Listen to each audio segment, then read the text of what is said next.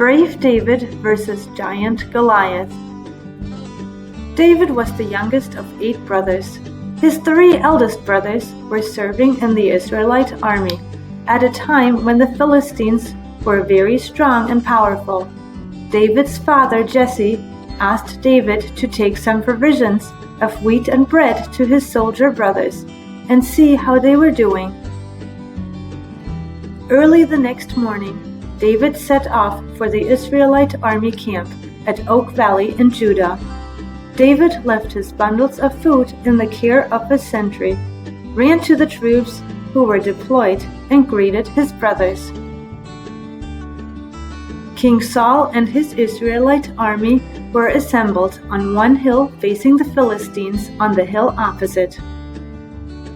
While they were talking together, the Philistine champion Goliath of Gath stepped out from the front lines of the Philistines. This giant was nearly 10 feet tall. He had a bronze helmet on his head and was dressed in an armor 126 pounds.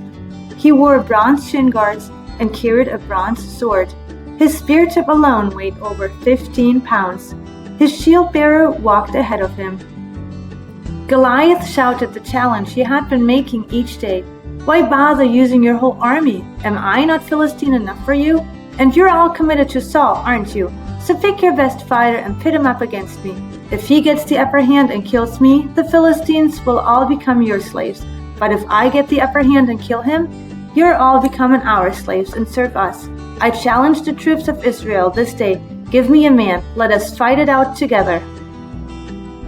The Israelite army looked at Goliath in fear. The talk among the troops was, "Have you ever seen anything like this? This man openly and defiantly challenging Israel." King Saul had offered a huge reward and his daughter as a bride for anyone willing to fight Goliath, but there were no volunteers. "Who does Goliath think he is?" David asked his brothers.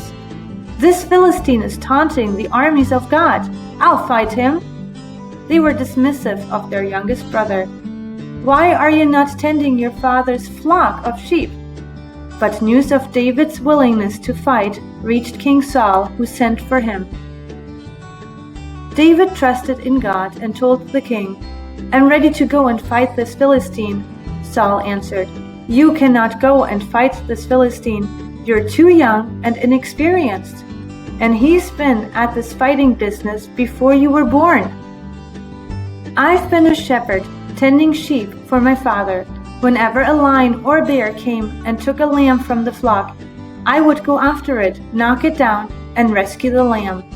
If it turned on me, I'd grab it by the throat, wringing its neck, and kill it," David protested.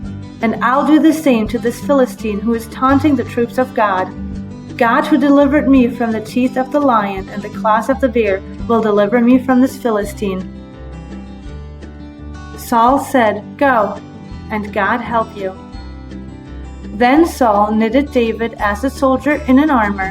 He put his bronze helmet on his head and belted his sword on him over the armor. David tried to walk, but he could hardly budge.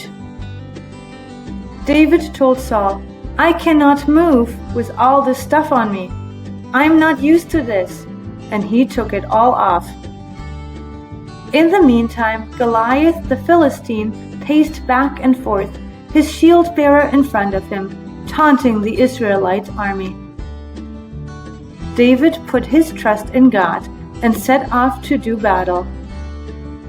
He took his shepherd's staff and sling with him, the same sling he used to hurl stones at wild animals that came near his father's sheep when he was looking after them. David selected 5 smooth stones from the brook in the valley and put 4 of them in his pocket of his shepherd's pack. The remaining stone was loaded into his sling. David then advanced toward Goliath, who sneered at the youngster coming towards him. "Am I a dog that you come after me with a stick?" the giant shouted, and he cursed David in the name of his gods. "Come over here and I'll give your flesh to the birds and wild animals." David shouted back, "You fight me with sword and spear and battle axe. I fight you in the name of God and his armies, whom you curse and mock. Today God will hand you over to me to kill and cut off your head. Then the whole earth will know that there is an extraordinary God in Israel, and everyone gathered here will learn that God does not save by the sword or spear. This battle belongs to God." That roused the Philistine, who started toward David. David began to swirl his swing around and around, faster and faster. Then he released a stone toward Goliath. It hit the Philistine hard in the forehead, embedding the stone deeply. The Philistine crashed down in the dirt. That's how David beat the Philistine, with a sling and a stone. No sword for David. The young shepherd then took Goliath's heavy sword to cut off his head. The Israelite army were up on their feet, shouting in victory. The Israelite army were up on their feet, shouting in victory. They chased the Philistines all the way to the outskirts of Gath and the gates of Ekron. Wounded Philistines were strewn along the Sha'arim road. After chasing the Philistines, the Israelites came back and looted their camp. David returned to Jerusalem as a hero. Saul asked David, "Young man, whose son are you?" "I am the son of your servant Jesse from Bethlehem," said David. Little did King Saul know that one day this young man who trusted in God would become the next king of Israel.